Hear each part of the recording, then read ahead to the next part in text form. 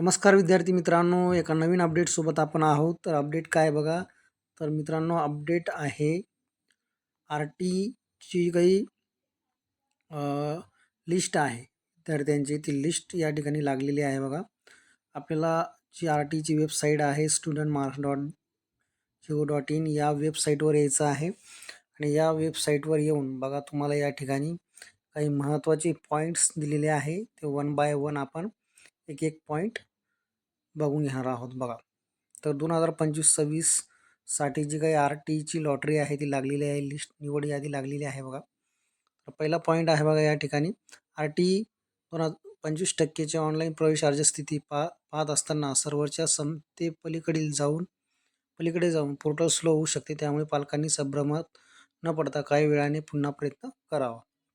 एखाद्या वेळेस portal slow होऊ शकतं, त्याच्यामुळं थोड्या वेळाने किंवा उशिरा तुम्ही यादी बघू शकता. निवड यादीतील लिस्ट 1 प्रवेश पात्र विद्यार्थ्याची प्रवेश घेण्याची मुदत दिनांक 14/2 पासून तर 28/2 पर्यंत, म्हणजे जवळपास तुम्हाला 14 दिवसाची मुदत आहे प्रवेश घेण्यासाठी. त्यानंतर बघा निवड यादीतील प्रवेश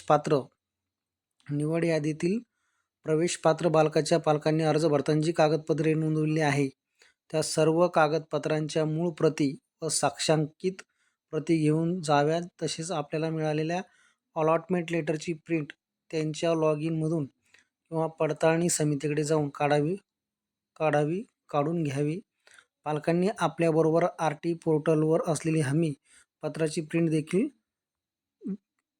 घेऊन जावी असं या ठिकाणी म्हटलेलं आहे.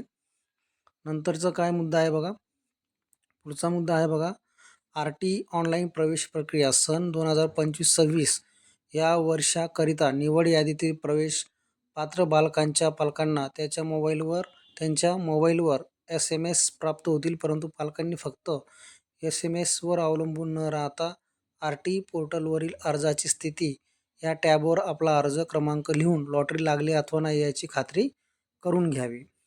पुढचा मुद्दा आहे अर्ज भरताना जी कागदपत्रे नोंदवली आहेत त्या सर्व कागदपत्रांच्या मूळ प्रती व साक्षांकित प्रती पडताळणी समितीकडे जाऊन विविध मुदतीत आपला प्रवेश ऑनलाईन निश्चित करावा.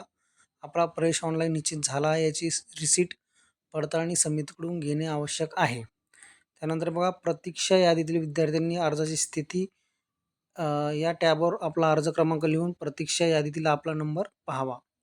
जे वेटिंग लिस्टमध्ये आहे ते. निवड यादीतील विद्यार्थ्यांनी प्रवेश घेण्याची मुदत संपल्यानंतर मगच प्रतीक्षा यादीतील विद्यार्थ्यांना अनुक्रमे SMS पाठवले जातील. आता बघा या ठिकाणी तुम्हाला खाली यायचं आहे आणि हा जो मुद्दा आहे या ठिकाणी इथं बघा अर्जाची स्थिती ॲप्लिकेशन वाईज डिटेल इथं तुम्हाला क्लिक करायचं. इथं तुम्ही क्लिक केलं म्हणजे तुम्हाला जी काही यादी आहे ती यादी तुम्हाला काय होईल दिसेल या ठिकाणी बघा. तर समजा साईड प्रॉब्लेम असेल त्यामुळं थोडंसं या ठिकाणी वेळ लागतो आहे, लक्षात घ्या. तर तुम्हाला या ठिकाणी बघा आलेला आहे तुम्हाला ॲप्लिकेशन नंबर जो तुमचा आलेला आहे ऑनलाईनचा तो ॲप्लिकेशन नंबर तुम्हाला या ठिकाणी टाकायचा आहे. ॲप्लिकेशन नंबर टाकल्यावर तुम्हाला काय दिसेल तर तुमची जी अर्जाची स्थिती आहे तुमची निवड झाली आहे की नाही किंवा तुम्ही वेटिंगमध्ये आहेत का ते तुम्हाला या ठिकाणी दिसेल. व्हिडिओ आवडला असेल तर नक्की लाईक करा. धन्यवाद.